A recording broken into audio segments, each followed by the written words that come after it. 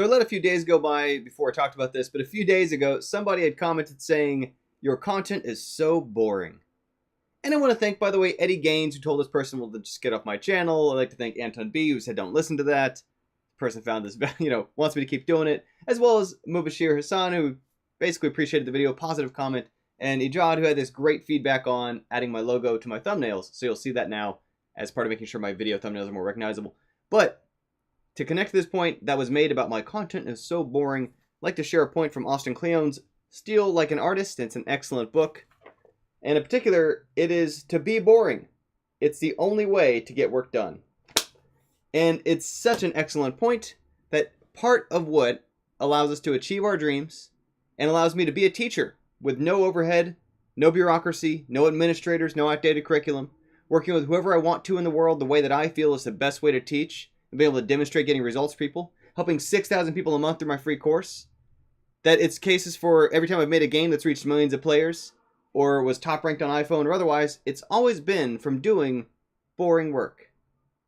It's from being quiet and figuring out what's important to us and then going after making it happen.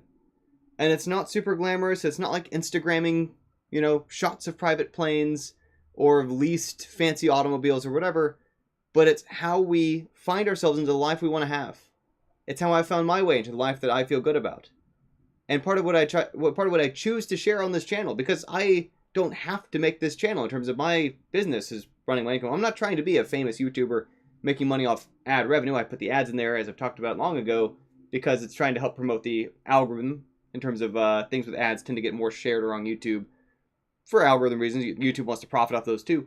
But it's something that, it's my chance to connect and chat and meet people like yourself. The majority of you who are here who choose to be here, and for those who kind of find their way in here and figure out that this isn't for them, totally fine. There's literally more than an hour of new content every single second uploaded to YouTube. Meaning you could spend the rest of your life watching content as it's being added to YouTube and still never run out of content. Massively so.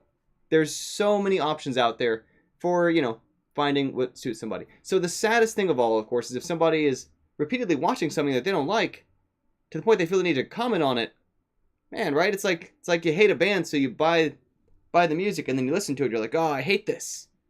You hate a kind of food, so you buy it and you keep eating it. And you're like, why am I doing this to myself? What kind of respect can you have for a person who's like that? So I want to thank those of you who are here who choose to be here, those of you who are supportive, those of you who come to my defense when you see these kind of haters in the forum.